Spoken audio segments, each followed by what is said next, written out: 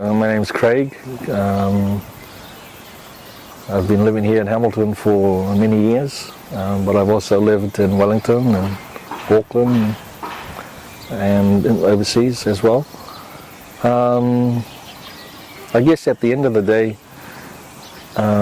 education is about preparing oneself, and to be educated is to be prepared, and so if I can say anything, it's in regards to my skill base or anything like that. It's broad enough to prepare me to actually have a bit of flexibility in terms of what I want to do and where I want to go.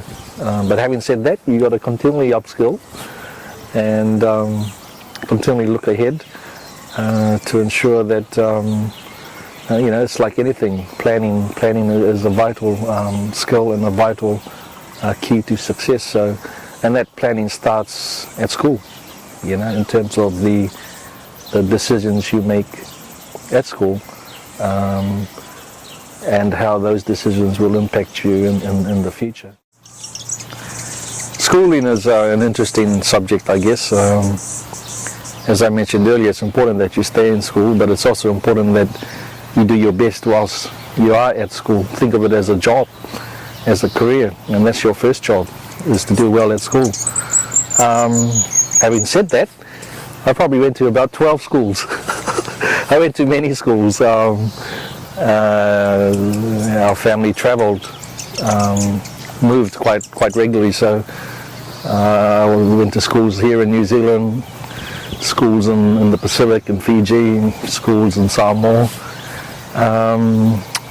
Wellington, Hamilton, even the correspondence schools at one stage. So I've been exposed to quite a lot of different school cultures, and I've learnt a lot of things from that. And I think one of the key things that I've learnt is the importance of the teacher and the ability of the teacher to engage with the student.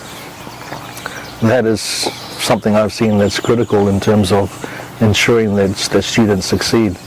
You need teachers that care, and you need teachers that can take the time out and that can relate to students. And I say that based on my own personal experience. I was quite fortunate in having the opportunity to study or go to many different types of schools in different countries, and different cultures. So it provided me with a broader perspective on things that worked and things that didn't work in the different schools that I did go to. And I think, in addition to the relationship between the teacher and the student, ultimately I think one of the core values that's needed is that of respect. Students need to respect the culture that they're in at the time, and that's the school, and vice versa. The schools and the teachers need to respect the students, and unless you have that respect in place, it's very hard to learn effectively, because without that platform, that grounding of respect, it's often quite difficult for students to learn. They don't see a purpose in learning, and other things and distractions get in the way. So my question is, if you're a kid in school and you find that the teacher is not connecting well to you, is it only the teacher's responsibility, or can students take responsibility for that connection as well? Ultimately, individuals need to take responsibility for their actions, and so, but I guess it's having that awareness, and that if you're a young person, you may not have that awareness, and that's where that respect comes in. So, and if that foundation of respect is in place, then hopefully that influences the way you behave, because particularly in cultures where that operate more communally, say in the islands for instance, if you got into trouble, and you had that culture of respect within the school, you soon quickly realized that it wasn't yourself that's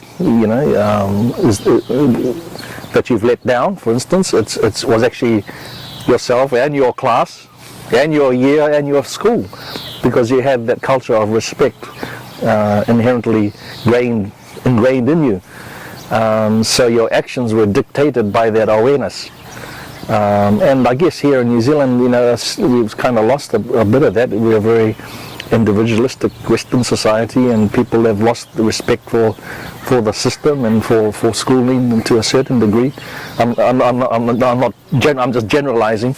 Obviously there are success stories as well, but I think having that respect, value in place is very important, because it provides a platform for engagement and for learning. And without that, why be there?